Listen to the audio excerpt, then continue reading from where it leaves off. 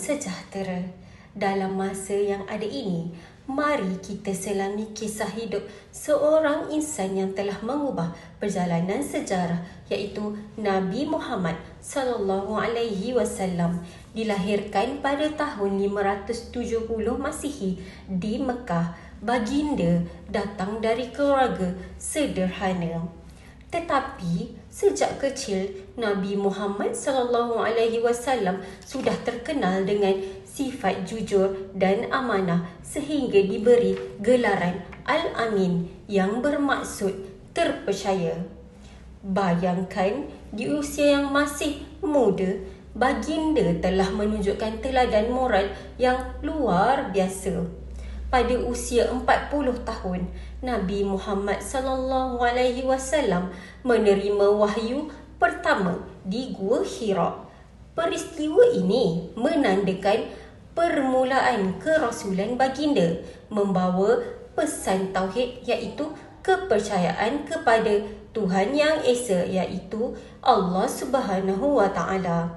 Misi baginda bukan mudah, penuh dengan cabaran dan penolakan dari masyarakat Mekah yang tidak mahu menerima perubahan. Namun, dengan kesabaran, kebijaksanaan, Islam mula berkembang dengan membawa keamanan, keadilan dan kesatuan kepada seluruh manusia. Salah satu peristiwa yang paling luar biasa dalam kehidupan Nabi Muhammad sallallahu alaihi wasallam ialah Isra' dan Mi'raj. Pada malam yang penuh keajaiban ini, Nabi Muhammad sallallahu alaihi wasallam diangkat ke langit dan di Masjidil Aqsa. Semua rasul dan nabi berkumpul.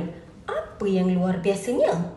Nabi Muhammad sallallahu alaihi wasallam menjadi imam dan bagi semua rasul dan nabi.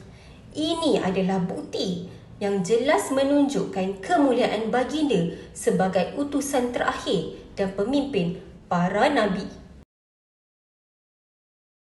Pada tahun 622 Masihi, baginda dan para sahabat berhijrah ke Madinah, menubuhkan sebuah negara Islam yang menjadi contoh dalam kepimpinan, diplomasi dan keadilan sosial. Di Madinah, Nabi Muhammad sallallahu alaihi wasallam berjaya menyatukan pelbagai suku dan agama, menunjukkan kepada dunia bagaimana perpaduan boleh dicapai melalui toleransi dan hormat menghormati. Nabi Muhammad sallallahu alaihi wasallam bukan hanya seorang pemimpin spiritual, tetapi juga pemimpin yang mengutamakan kemanusiaan. Baginda mengajar kita kasih sayang, kesederhanaan dan keadilan. Walaupun baginda wafat lebih daripada 1400 tahun lalu, pengaruh dan ajaran baginda tetap relevan hingga hari ini. Ajaran Nabi Muhammad sallallahu alaihi wasallam membantu kita melihat dunia dengan mata keharmonian, keamanan dan persaudaraan. Biografi Nabi Muhammad sallallahu alaihi wasallam ini mengingatkan kita bahawa kita bukan hanya menelusuri kisah seorang manusia biasa. Kita sedang menyelami kehidupan seorang insan yang memberi inspirasi kepada jutaan orang, menjadikan dunia tempat yang lebih baik dengan membawa pesan cinta dan keamanan sejagat. Ingatlah, hidup Nabi Muhammad sallallahu alaihi wasallam adalah cahaya yang menerangi jalan kita hingga hari ini. Nabi Muhammad sallallahu alaihi wasallam inspirasi sepanjang zaman.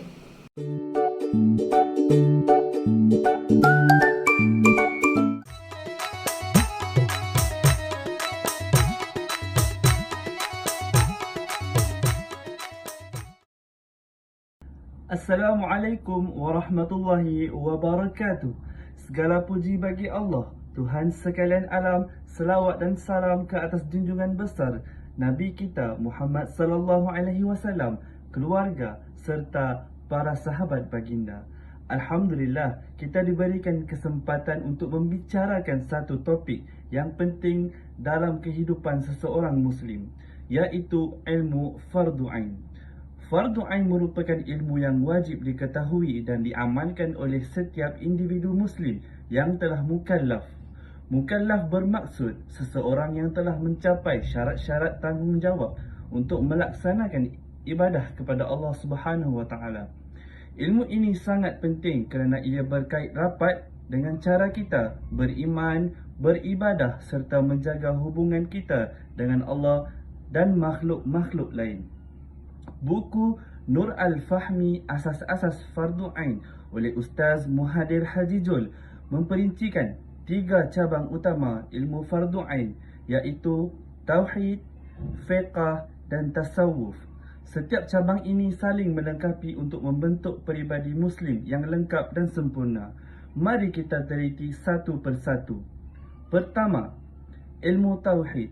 Tauhid adalah asas akidah kita sebagai Muslim. Melalui ilmu tauhid, kita diajar cara beriman kepada Allah Subhanahu Wa Taala, para malaikat, kitab-kitab, para rasul, hari kiamat serta qada dan qadar. Dalam arti kata lain, ia adalah asas kepada kepercayaan kita yang membezakan kita sebagai Muslim. Tauhid mengajar kita tentang keesaan Allah, sifat-sifatnya yang wajib serta keyakinan kita bahawa segala yang berlaku adalah ketentuan Allah Subhanahu Wa Taala. Apabila kita memahami dan berpegang teguh kepada tauhid, ia akan membentuk keyakinan yang kukuh dalam diri kita dan memberi ketenangan jiwa walau apapun cabaran yang mendatang.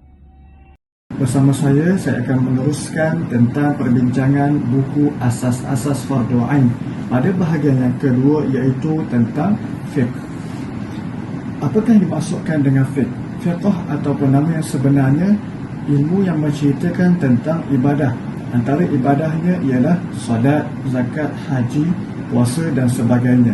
Apabila kita ingin melakukan ibadah, antara ilmu yang kita mesti pelajari dan mesti ditutup iaitu kita mestilah mendalami tentang rukun-rukun, syarat-syarat dan segala berkaitan yang menyebabkan kita tahu tentang ibadah tersebut itu sah ataupun tidak. Yang kedua, antara cabang yang lain iaitu muamalat seperti jual beli, menghutang dan sebagainya. Itu adalah cabang yang mana dalam agama kita sangat menitik berat tentang perkara-perkara tersebut. Ini adalah berkaitan dengan bab yang kedua.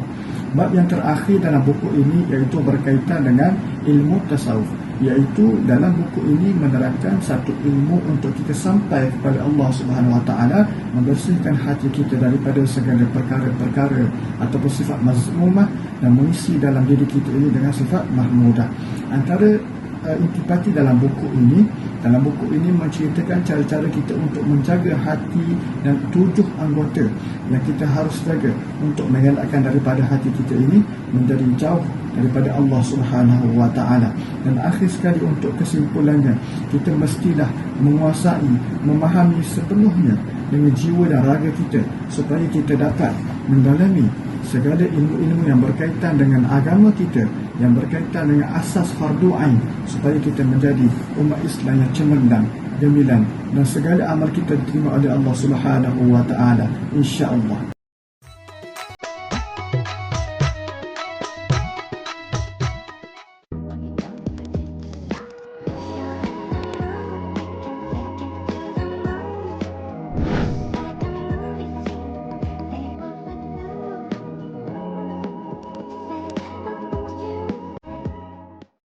Hai, Assalamualaikum dan salam sejahtera.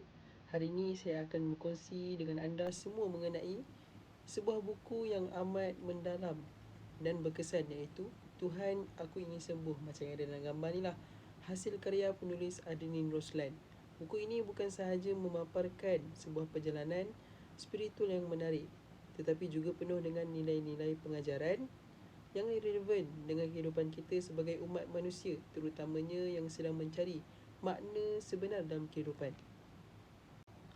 Buku Tuhan Aku Ingin Sembuh merupakan sebuah karya yang menyentuh hati dan membuka mata kita tentang perjalanan hidup seseorang individu yang mengalami kejatuhan dan seterusnya mencari jalan pulang kepada Tuhan. Dalam buku ini, Adnin Roslan mengupas pelbagai isu tentang kerohanian, keinsafan dan pencarian jati diri melalui jalan agama. Buku ni juga syarat dengan refleksi diri yang mendalam, di mana penulis membawa pembaca menyelami perasaan dan konflik dalaman yang sering dialami oleh mereka yang terasa jauh daripada Tuhan. Ia membawa kita memahami bahawa setiap manusia pasti melalui jatuh dan bangun dalam hidup. Tetapi apa yang penting ialah keinginan untuk kembali kepadanya. Okey, seterusnya kita kupas sedikit mengenai buku ini. Pertama sekali, tema utama buku ini adalah taubat dan keinsafan. Sebab tu saya letak gambar dekat belakang ni. Penulis berjaya menyingkap makna sebenar taubat dalam konteks kehidupan moden. Taubat bukan sekadar perbuatan, tetapi ia adalah perubahan hati dan minda yang mencerminkan keinginan tulus seseorang untuk memperbaiki diri. Melalui pengalaman yang dikongsikan, Adinin Ruslan menekankan bahawa Tuhan sentiasa menerima taubat hamba-Nya yang ingin kembali, walaupun betapa besar dosa yang telah dilakukan. Buku ini banyak menyentuh tentang keberanian untuk berubah. Penulis menunjukkan bahawa perubahan bukanlah sesuatu yang mudah, tetapi ia adalah sesuatu yang perlu diusahakan dengan kesungguhan. Perubahan juga memerlukan kekuatan untuk meninggalkan perkara-perkara yang melalaikan untuk mendekatkan diri kepada Tuhan. Adinin Ruslan menggunakan pelbagai kisah kehidupan sebenar untuk memberi inspirasi kepada pembaca agar tidak berputus asa dalam kehidupan dan kembali berusaha kepada kebaikan. Seterusnya, buku ini mengandungi pelbagai pengajaran tentang kehidupan. Ia mengingatkan kita bahawa ujian dan dugaan dalam hidup adalah lumrah yang ditetapkan oleh Allah SWT untuk menguji keimanan kita. Melalui ujian ini, kita diajar untuk bersabar, berserah diri kepada Allah dan sentiasa berusaha memperbaiki diri.